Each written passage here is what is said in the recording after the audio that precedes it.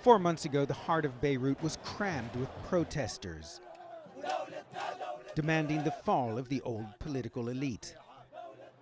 Today, the crowds are gone. The state has done its best to wall itself off from the street, but occasional clashes between protesters and security forces have shown just how fragile those walls are. Lebanon's smoldering winter of discontent may be followed by a spring of rage.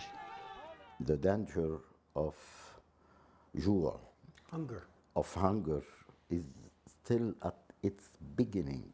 Veteran economist Kamal Hamdan warns the already sputtering economy will soon fall into the abyss.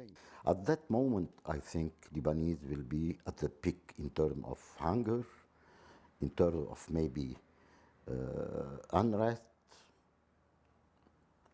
degradation of security conditions, massive migration. Mark Derrido recently lost his job and now scrapes by selling sandwiches in Martyrs Square, the epicenter of Beirut's protests.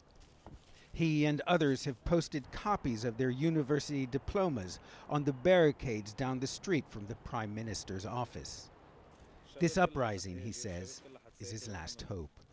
إذا ما نجحت الثورة كلنا مسافرين، منه بلد بنعيش فيه، كلنا الشباب عندنا بوتنشل نعطي لبلدنا وما عم بيخلونا. عم بيسرقونا وينهبونا وما عم بيخلونا نتنفس. The country, once lauded as the Switzerland of the Middle East, is on the verge of becoming a failed state.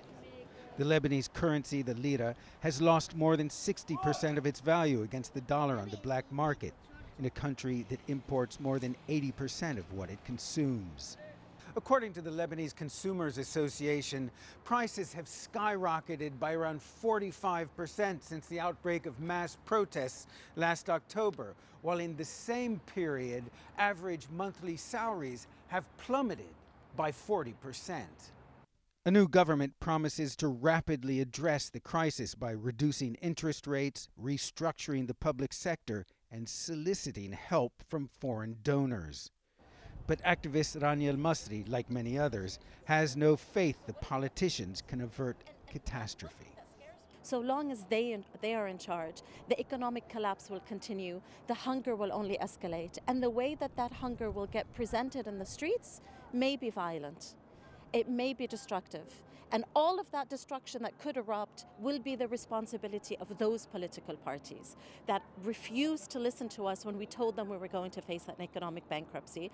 The moment of reckoning is not a question of if, but only when. Ben Weidman, CNN.